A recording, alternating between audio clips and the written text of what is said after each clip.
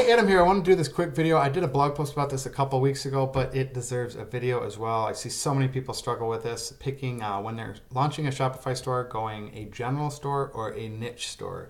Now, most people, most gurus, most coaching, most training and all that, they teach the whole general store approach.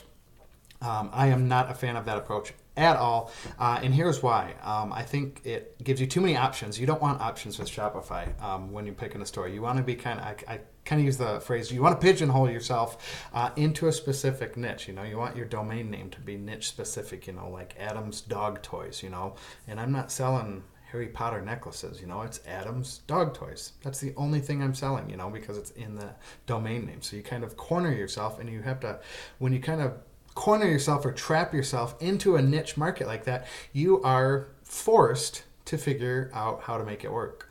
A general store, let's say a general store, you're selling yoga mats one week, you launch a couple of yoga mats, it doesn't work, and then you start selling dog toys the next week. And you can't sell, maybe you sell a couple dog toys, but nothing, no home runs, so then you switch to like a cat necklace.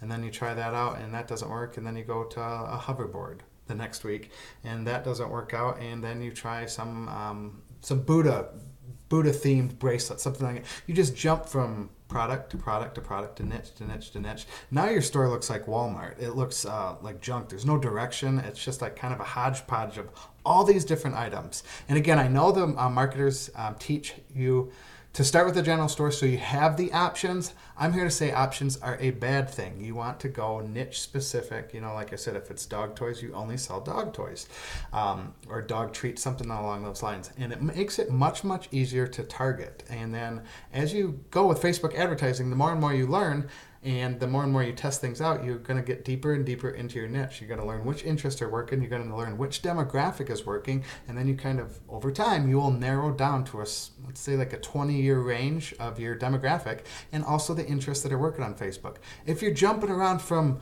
like I said, hoverboards to blow up rafts, some people do that, plush toys, stuffed animals, people do that, wooden watches, some sunglasses, things like that. You're all over the map. Your demo's all over the map.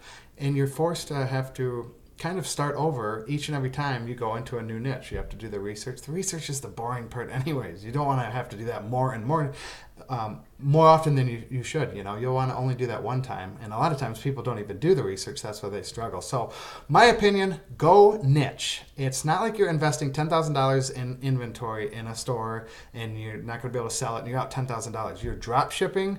There's very, very, very little risk. There's little investment up front. Go 60 days into the dog toy niche. If that doesn't work, like I said, 60 to 90 days is what I ask, what I tell people, at least 60 to 90 days in one specific niche. If it doesn't work after 60 or 90 days, I would allow to pivot, to change directions. Not throw in the towel, just change directions. Hey, dog toys didn't work. I would probably stick with something in the dog realm of things. But if not, you could change something. But again, give it 60 or 90 days. Again, that's not much time at all. That's 2 to 3 months. You have plenty of time to kind of test things out, get it dialed in. If it doesn't work after 2 to 3 months, you pivot, you change focus, and you go into a different direction. Instead of changing directions each and every week, of having this store that's just this general hodgepodge store that looks pretty much like a Walmart, and it just looks really, really sloppy on the potential customers' eyes when they land on your store and they see these. I've seen some stores that they're selling t-shirts, they're selling women's dresses, women's shoes, hoverboards, skateboards, sunglasses, watches, men's watches, women's watches, just all over the place. It just looks really, really bad, no direction, and then they wonder why the store's not converting. So go niche, get specific. The more specific, the better. Thank you.